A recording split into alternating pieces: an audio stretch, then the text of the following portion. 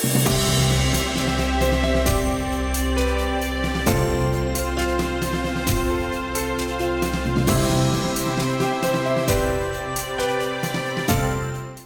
law matters, and it certainly helps when you have some understanding of the law. Hi, I'm Debra Morais, your host and moderator. This program is dedicated, as you know, to making legal topics and information accessible to you. We offer clear legal information, insights, and some real-life examples that might help you navigate some of the complexities of the law. A better understanding of the law puts you in a better position to protect yourself, your family, and at times your business. As a result of the topics we cover and the discussions we have, you may find that you can actually handle some issues yourself. That's great. However, if you decide that you need professional guidance, you'll be better prepared to work with, collaborate with the legal counsel you enlist. As always, we hope to save you time, money, and we want you to achieve the best possible results. As always, we want to welcome and thank Attorney David Bazar from the Bazar & Associates law firm in East Providence, who continues to weigh in on the topics that we cover. And today, workers' compensation is the topic. It's crucial because it provides a safety net for employers who get injured or become ill on the job. At the same time, it helps the employer by limiting their liability and reducing some of the risks of lawsuit. Additionally, it's said that it helps maintain employee morale and productivity by demonstrating that the employee's well-being is certainly a priority. But, of course, and what we'll cover today, is that workers' compensation certainly can be a very contentious issue over whether the injury is work-related, the extent of the disability, the amount of the benefits, whether there was a pre-existing condition. It goes on and on. So stay with us. We're going to tackle some of these issues right now. What do you need to know? How do you handle them? Even the timing with which you handle them can become an issue. So, David, let's go through a primer of what workers' compensation is. Okay, so let's go back in history and talk about the Industrial Revolution and machinery coming on and people moving from an agricultural-based society to an industrial-based society. And with mills along rivers, and Slater Mill in Pawtucket as an example, people could get hurt at work. And when you got hurt at work, before workers' compensation laws existed, you had the common law, personal injury law, where you would have to prove that your employer was negligent and that as a result of his negligence you were injured. And if they fought it, there could be a lawsuit that would take a long time for you to be able to recover anything, and you're out of work. And so the government, the legislature, in their infinite wisdom, decided to create the workers' compensation model, where if you got hurt at work, you didn't have to prove that the employer was negligent. You would be able to recover your percentage of your wages. And if you had a loss of use or disfigurement, you'd be able to recover that too. What you gave up in exchange for that certainty and a quicker recovery was the ability to recover other damages that you could have recovered at common law, such as pain and suffering and that type of thing.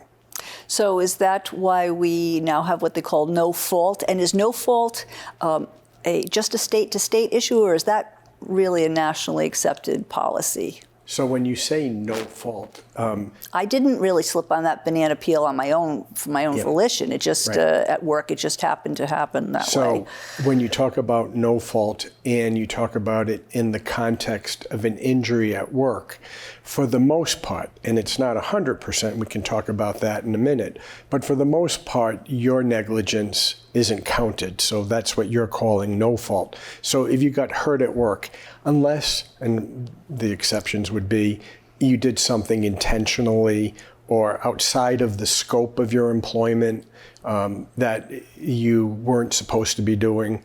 And it's, again, not black and white, but a gradation of what might or might not be acceptable behavior, and therefore that's where you may see some of your litigation. But if you got hurt in the course of your employment for the most part. Even if you were negligent in putting your finger or your hand in that machine, you're still going to recover. And what happens when there are employees who are looking for an accident to happen? Is they get to collect, or they get to go to the doctors, or whatever, and presumably that's paid for. But is the onus on an employer to suddenly say, we know you were just not really being honest and you were doing this on purpose?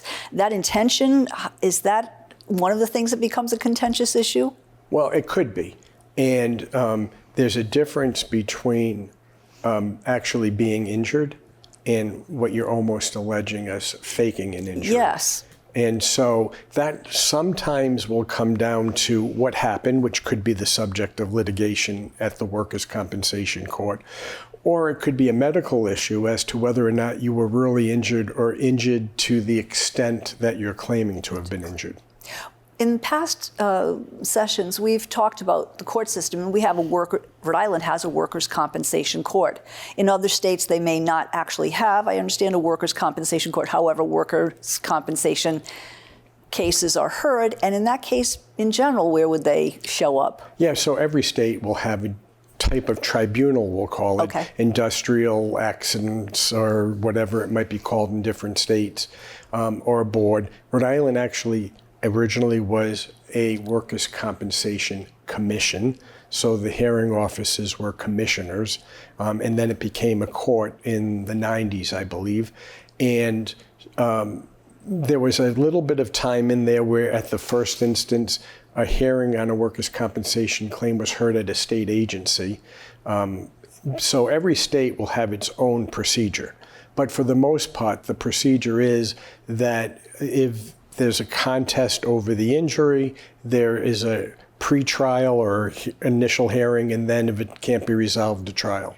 Okay, let's go through this. So you are at your place of employment and you're injured. What do people need to know? What do people need to do? Presumably, the first thing they need to do is get themselves out the door to a doctor, or if they needed to, an ambulance. I assume that's the first line. Yeah. Beyond that, we know reporting happens. Go through that if you would, David. Yeah, so let's just take a hypothetical. We'll go back to our old industrial mill type of thing. Someone gets their hand stuck in the machinery. Of course, everyone's going to know that. They're going to see that. Hopefully, the employer or co-employees are going to immediately call for a rescue or get somebody seen at a hospital or whatever.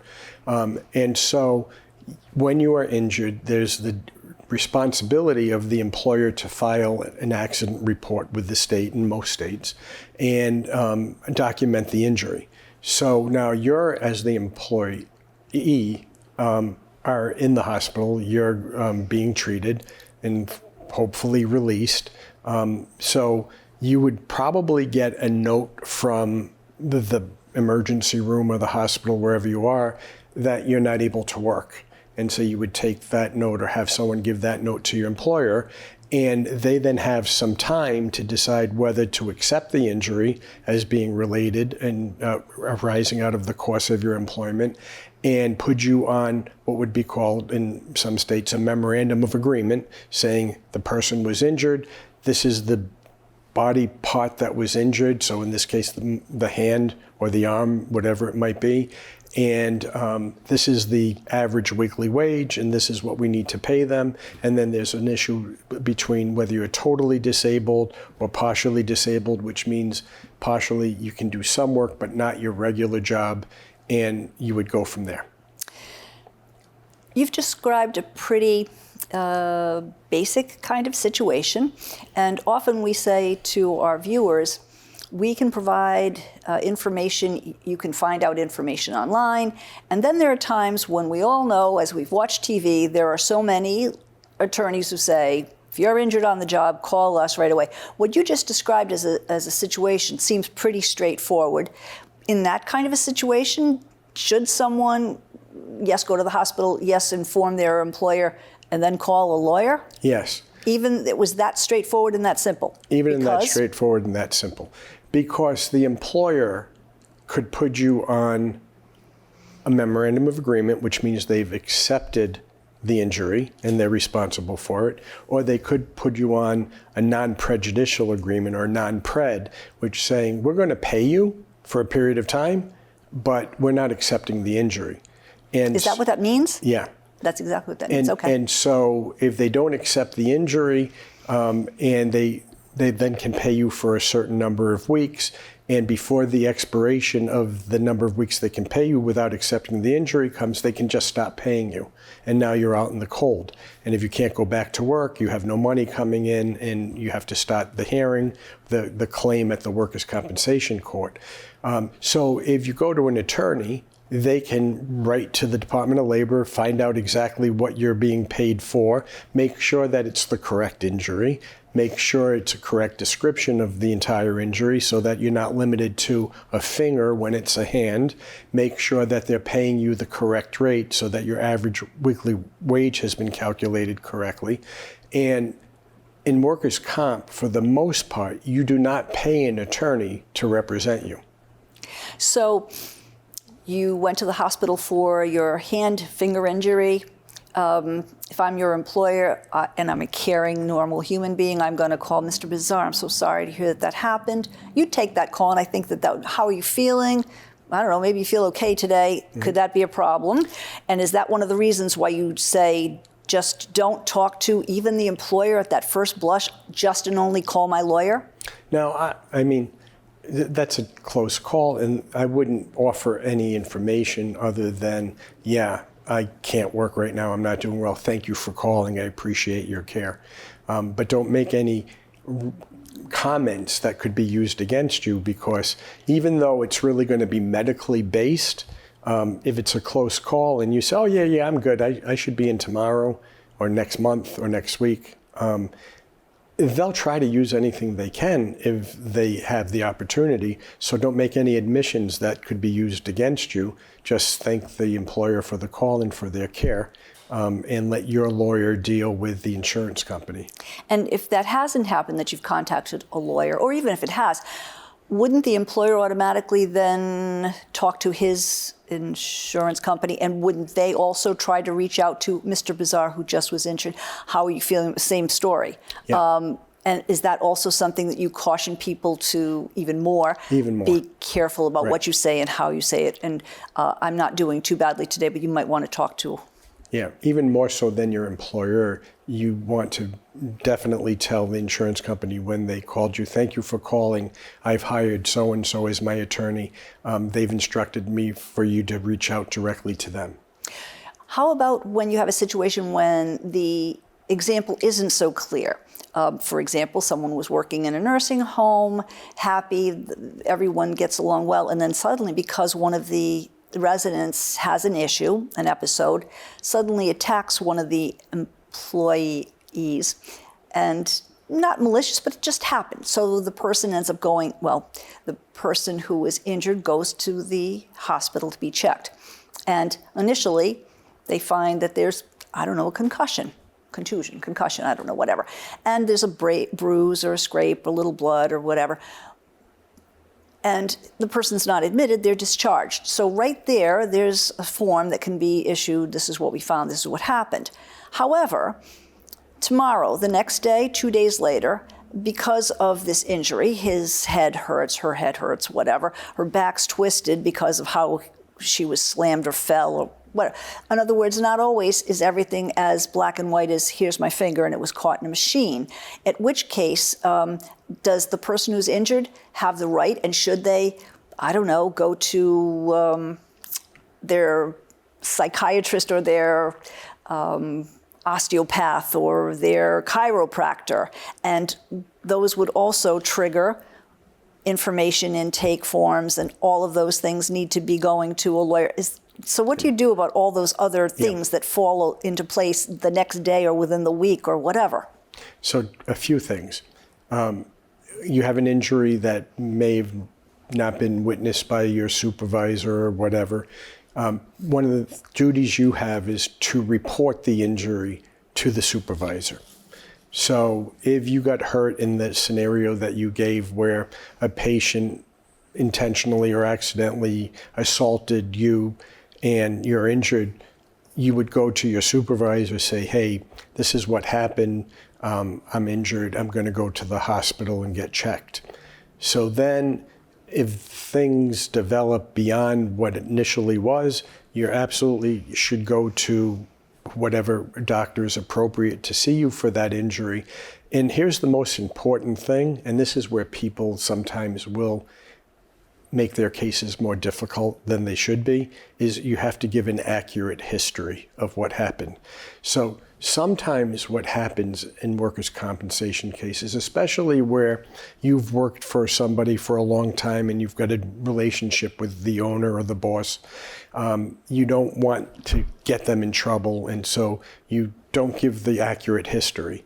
And then it turns out that you have some kind of serious injury as a result of what happened at work, but you've already given a different history. I fell at home, or I did something like that, so that you think you're protecting your employer, but what you're really doing is hurting yourself.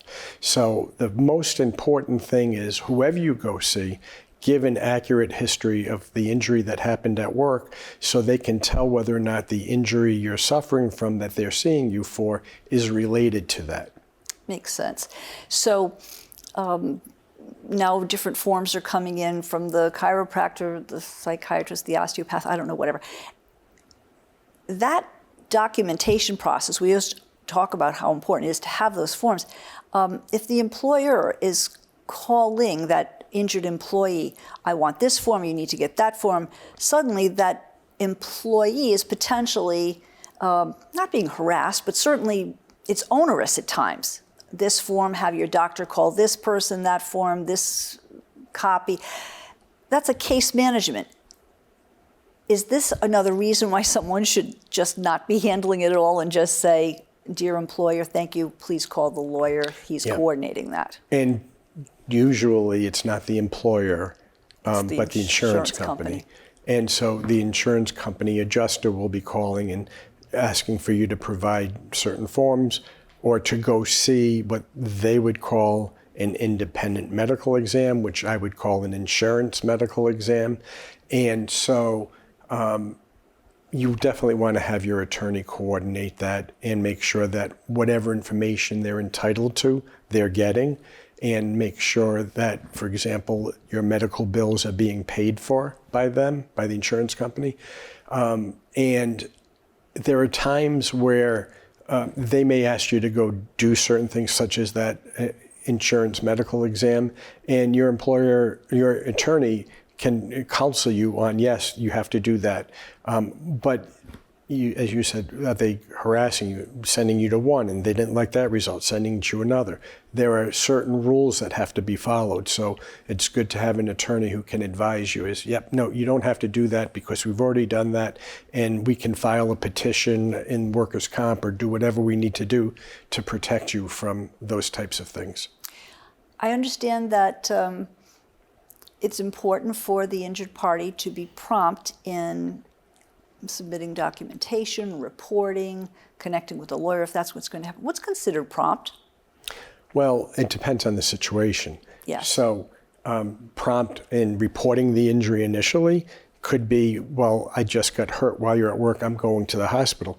Or you could have been injured to the extent where you're unconscious and you're in a hospital and you're unable to do anything from the hospital. And then when you get released, you report it, and that could, in a serious case, be weeks later. And that's okay? Well, because that's how it is. That's how it is. So no one's going to say, I'm sorry, you just didn't promptly respond to whatever. So the employee has to do his reporting promptly. The insurance company, are they going to be, I want to say prompt, or are they going to be very quick to say, let's wrap this up, this, you did this, these 4 doctors, whatever it is, and we're done? Yep.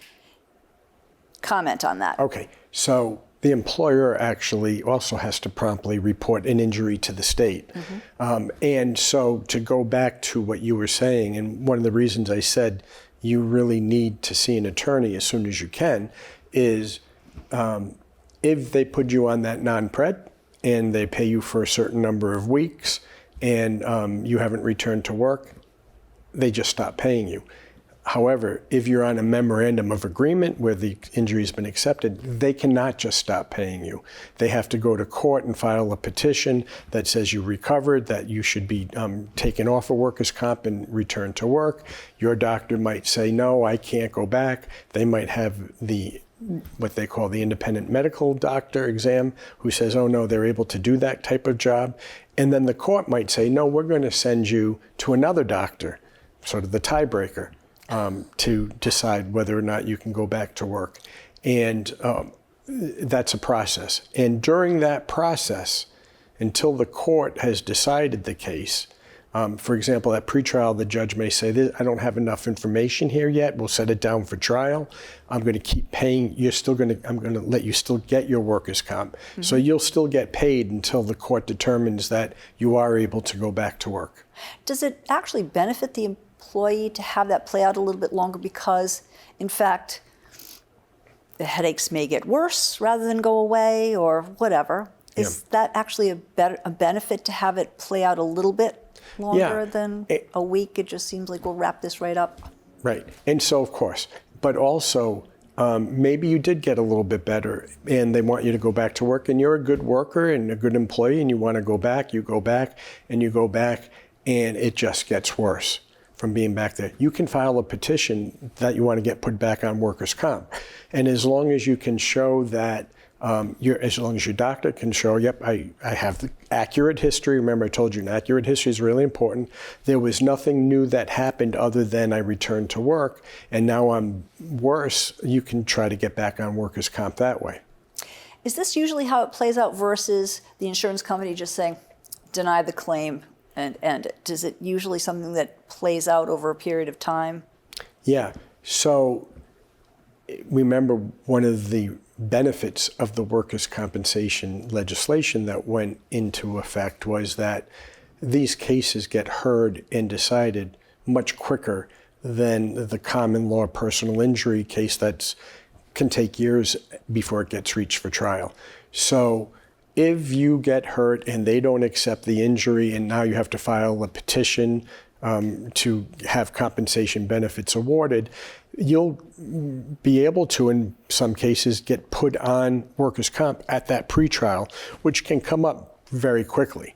And so the speed at which workers' compensation claims are heard and decided is much quicker than a normal superior court case. Sounds good.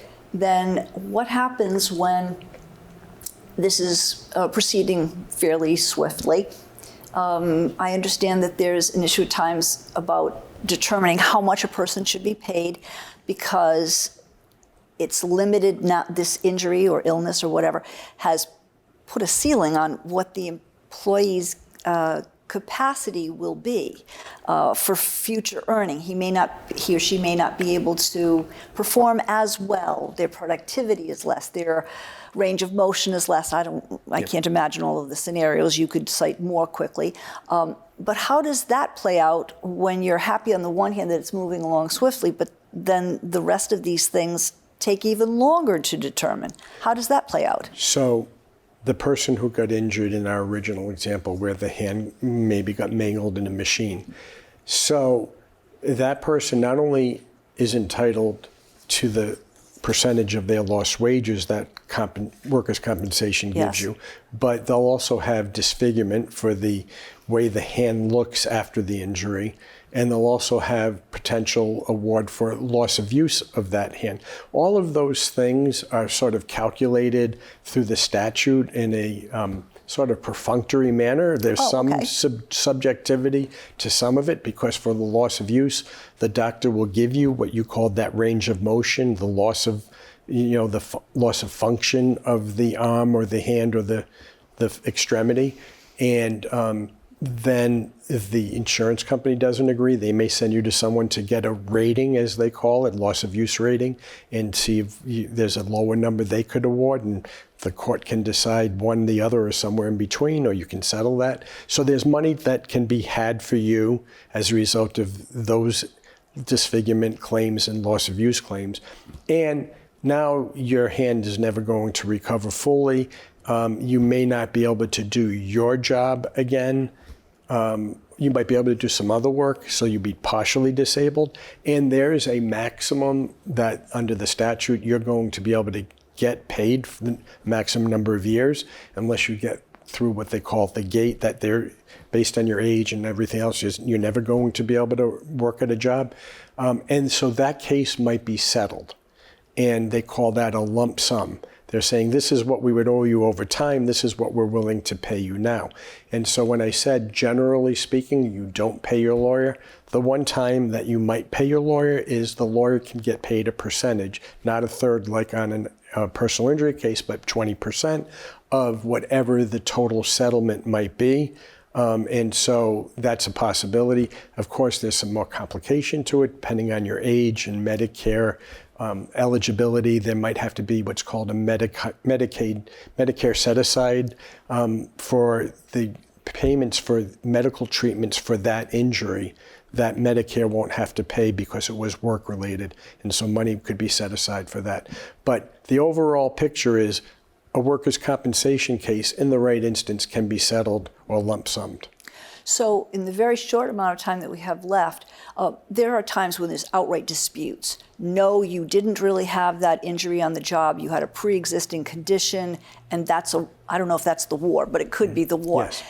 That means a longer, protracted issue. Does it also mean that someone's going to get paid in between while this is languishing? Yeah, that's going to be up to the judge in the initial instance. When they hear the case, they may say, nope, we're going to put you on, and then we'll try it and determine whether or not you should stay on. When you're working with a lawyer, and this is the case when there's a dispute, when it really becomes contentious, every prescription that you have, every doctor's visit, chiropractor, does all of that become part of a case file that somebody has to keep track of? Is that part of what needs to be done in order to manage a case? Yes, I would absolutely recommend that. And when it comes to a question that came up, when it comes to most medical issues, people have co-pays. When you're under a workers' compensation situation, would you still be in a situation where you have to pay the co-pays because the hospital wants it? Yeah, there's no co-pay because workers' comp isn't responsible for paying the medical bills. So that's why when you go in to see your specialist that's an ortho, an osteo, or whatever, they immediately say, is this workers' compensation? Right. And the answer to that question is what changes how all of that billing and that process that's goes. why it's important to tell them exactly what it is so that you're not stuck with medical bills and they get paid. So one other quick question is, if someone has a good working relationship with their employer, they think that everything's gone along well, and then something happens, they just assume that, hi, how are you doing? And that very cordial relationship continues. They quickly assume, well, they'll just take care of that. And so they don't do anything. And then they suddenly find out, it's a week, 2 weeks, it's a month down the road, the payment stops or whatever. Are they already at a very bad place to be contacting a lawyer then? Does that put them at a disadvantage? It's not too late, but it's not good. You should understand from the very beginning that you have to protect yourself first, and you should contact a lawyer. And do you need to ask any lawyer, have you had this kind of workers' compensation case versus any workers' compensation? Does it really matter? Well, the only subtlety there is state workers' comp versus federal. So if you work for like Electric Boat, you might have both state and federal claims. So yes, if you're in Electric Boat or any federal U.S. Postal Service, there can be a little nuance to that. Good to know. We hope that this has been helpful to you. As we say, we hope you continue to stay tuned to The Law Matters because it certainly does. It matters to you. Thank you for tuning in.